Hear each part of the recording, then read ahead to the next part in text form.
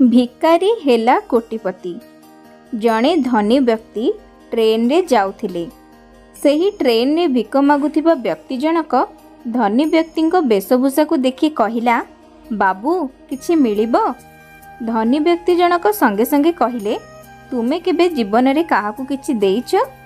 भिकारी जनक कहिला, ना बाबू, मो पाखरे कौन बा अछि मु देबी। धनी व्यक्ति जनक कहिले, तुमे जदि काहाकू किछि देई नाह तेबे मु काहेकि तुमको देबी। भिकारी ए कथा सुनी दुखी होईगला। संध्या बेलकू से स्टेशन निकट निज घर को फेरीगला। राति रे सोइबाकू चेष्टा कला किंतु निद हेला नाही।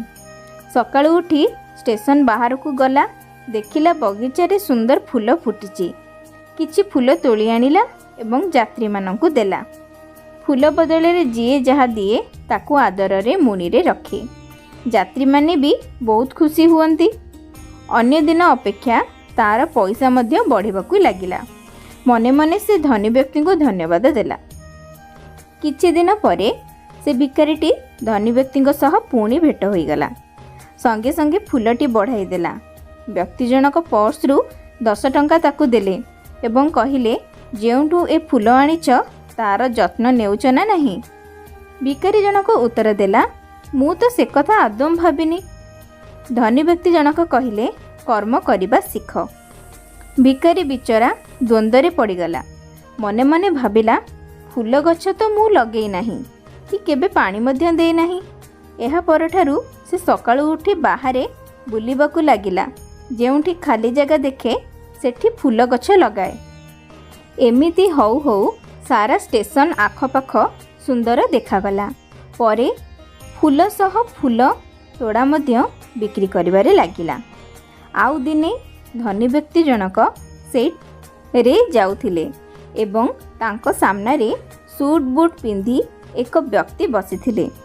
सूट बूट पिंधा व्यक्ति जनक से धनी व्यक्ति को पचारिले, मते चिन्हि पारिले? धनी व्यक्ति कहिले, ना, किंतु मु आपणक सह 3 थर साक्षात कलिनी। धनी व्यक्ति कहिले, कार्य व्यस्तता जोगु मने नाही। कुहंतु केमिति जानिले मते?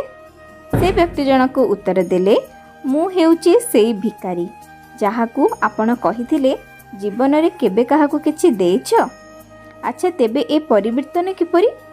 से उत्तर देला, आपण ही ता मूल कारण। मोर आपणक सह 2 थर भेट होईछि ओ 2 थर जाक आपण बहुमूल्य कथा कहिछंती। प्रथम हेला अन्य को देबा सिख, तेबे भगवान तुमको देबे। द्वितीयटी हेला कर्म कर, फल भगवान देबे।